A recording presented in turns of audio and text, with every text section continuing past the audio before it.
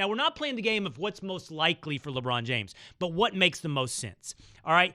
LA is a total reboot. You're going to play with Lonzo? You want to deal with LeVar? Yeah, you get to bring in Paul George, but you're really going to get through the West with whatever you can put together in 1 year in LA? Doubtful. Houston, I don't see it from a basketball perspective. I see that would be 3 guys, ball dominant, 3 guys who want to dictate the flow of an offense, 3 guys in Chris Paul, James Harden, and LeBron James. Philly, same thing. What do you do with Ben Simmons? You've spoken about it from the beginning, Rudy, and you're right. It does, from a basketball sense, not fit cleanly. It's how do you put LeBron James on a court with Ben Simmons when they both need to do essentially the same thing? Simmons isn't going to be able to post up, or not post up, but stand out on the wing and catch LeBron passes and shoot threes. We know he can't do that. Posting up is more his future, perhaps. Boston. From a basketball perspective and from a GM perspective, Boston makes a ton of sense. Jonathan Tarks wrote about this on The Ringer. Think about the assets they have. They have Jaylen Brown and Jason Tatum. They have Marcus Smart.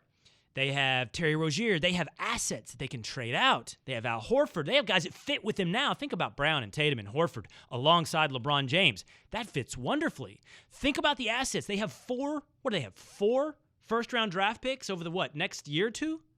They have 1 this year. I think they have 2 next year.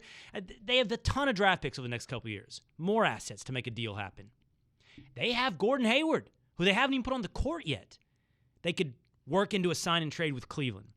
The only hiccup, well, there's 2. One is Kyrie Irving. I don't know if you remember this, but Kyrie only has 1 more year left on his deal.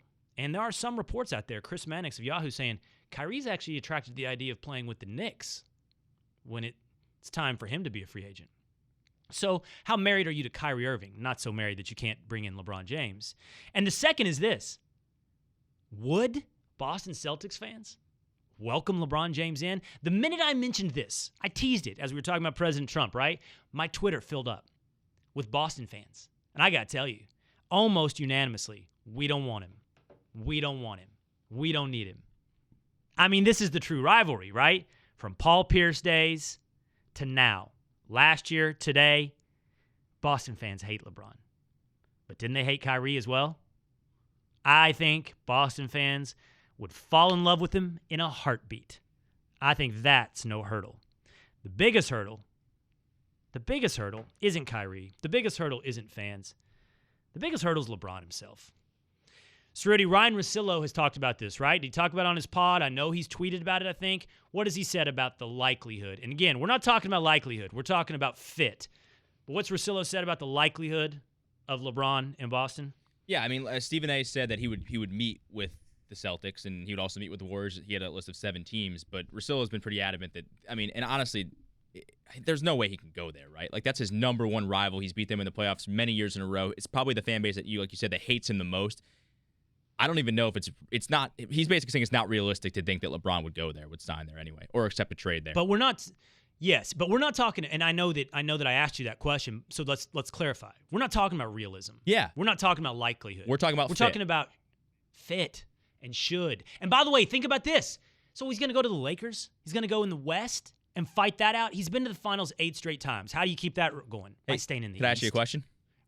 Yeah. If say it's a sign and trade type deal, LeBron opts into his contract, and they send Gordon Hayward and a couple other pieces to make the money work to the Cavs. LeBron goes back to Boston, so they keep most of their core other than Hayward.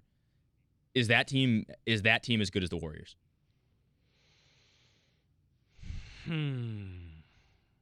It's this is a cop-out answer, but it's as close as it gets in the NBA right now. It'd be better than Houston.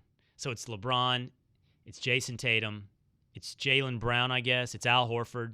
Are we keeping Kyrie in this scenario? It's what, Gordon Hayward and picks go out? Is that what we're doing? Gordon Hayward, a couple picks, make the money work. Maybe you send like a Marcus Smart over if he gets a new deal or something. That team might beat the Warriors. And we don't know about chemistry. That's the great unknown. And we take it for granted. And that's what's so amazing about the Warriors and their superstars. They actually have chemistry. Would LeBron get killed for that? Jeez. Well, not only would he be staying in the East to extend his final streak, you know what else he'd be doing? He'd be taking out his biggest threat to disrupting. He'd be taking out his biggest threat to disrupting his final streak. He'd join it. He'd join his biggest threat. No, he wouldn't get killed like KD. He wouldn't.